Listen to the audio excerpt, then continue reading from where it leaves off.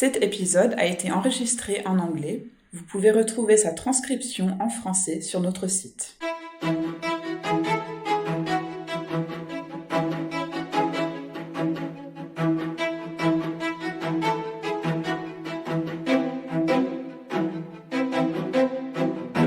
Hello everyone, you're listening to the first episode of the Prix de Lausanne from Within podcast. In this podcast, we will talk with some of the key figures of the 50 years of history of the Prix de Lausanne to have an insight into their professional opinions and shed some light on the most curious, complex, and burning issues in a professional dancer's career path.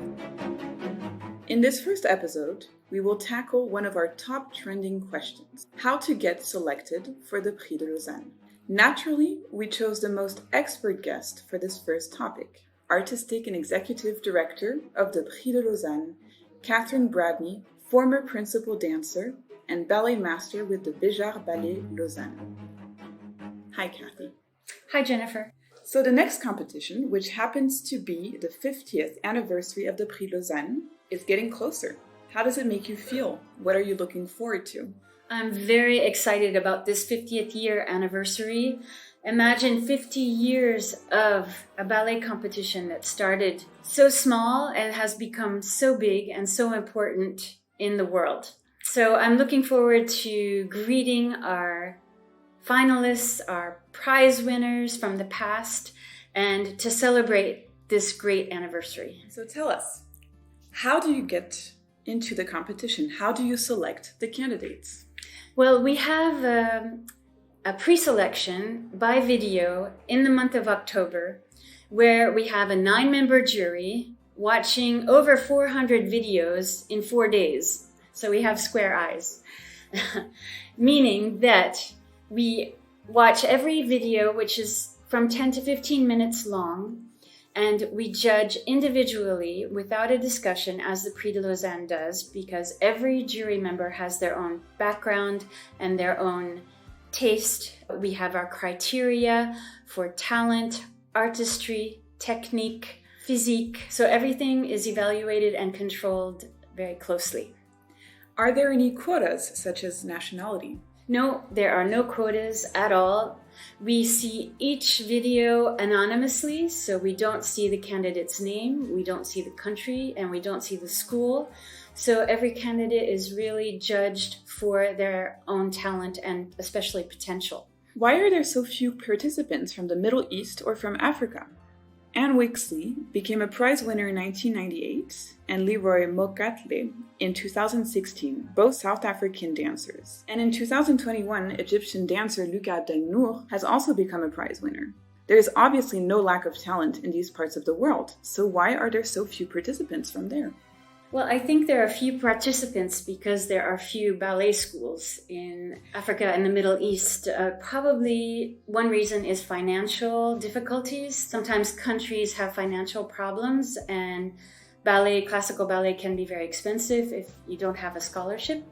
The Prix de Lausanne, we are lucky to be able to help financially many candidates. We have generous benefactors that help us pay their travels and hotel stay coming to the Prix de Lausanne. We also realize that in some Muslim countries, ballet is not really permitted. I spoke with Luca Abdelnour, and he said that he had difficulties as a young dancer finding support and emotional support, actually, to become a dancer. So it's really a combat that I wish to have an evolution in the next 50 years for the Prix de Lausanne and develop more classical ballet in the Middle East and in Africa. We look forward to seeing this progress. Another burning issue or question is, how do you choose the jury? And are there any quotas around this topic? Actually, there are quotas for the jury. We have criteria where we try to get jury member from the 5 continents in the world at least every 2 years.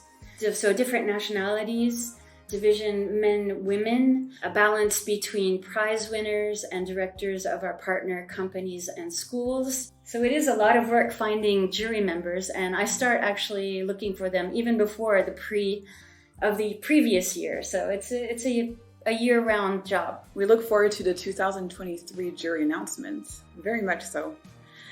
So how do you make sure that they remain impartial? And what happens if one of the jury members has a student of his amongst the participants? Well, actually, I researched their background to make sure that their history is a positive one, that they are part of our partner schools and companies that have been evaluated by the Prix de Lausanne. And if they have one of their own students in the Prix de Lausanne, they are not allowed to vote. So this actually is fair for the candidate because the vote becomes divided between 8 jury members and not 9 jury members. So it doesn't penalize the candidate. Thank you. You have started your Prix de Lausanne journey about 16 years ago. You must have tons of funny anecdotes and inspiring stories. Would you care to elaborate on one of those today? Yes, well, I left the Béjar Ballet as a professional dancer, and so I was looking for my next step in my career. And the Prix de Lausanne said, well, why don't you come and be a jury member for the pre-selection videos? And this was the first year that the pre-selection videos started. And so I said, yes, with pleasure. And so at that time, we were about 20 jury members and divided into groups. And so we were watching video cassettes of these dancers, and then we pre-selected, and then we had to see all of the pre-selected candidates once again with the video cassettes. And so it took days and days. It took over a week.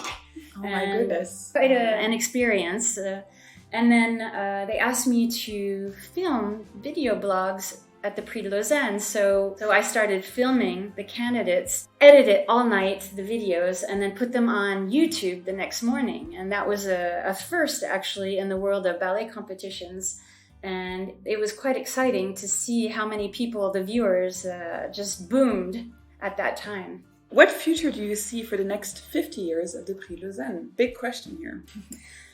The future of the Prix de Lausanne is to be visible all year round, which we've already started. We have the European pre-selections, which is a summer intensive every summer for the past 3 years, where we pre-select candidates for the next Prix de Lausanne.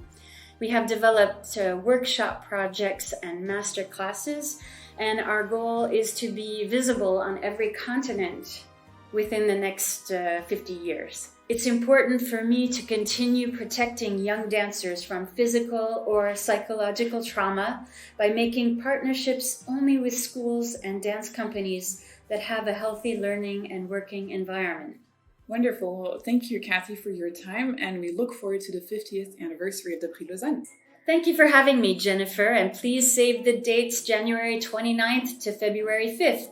Our finals are on February 4th, and the Gala of the Stars on February 5th, our 50th year celebration. Thank you for having me. Wonderful. Thank you. Thank you for listening to this episode. We hope you enjoyed it. Don't hesitate to click like and share. If you have any questions for a future guest, send us a message via our website or our social media. Stay tuned for the next episode.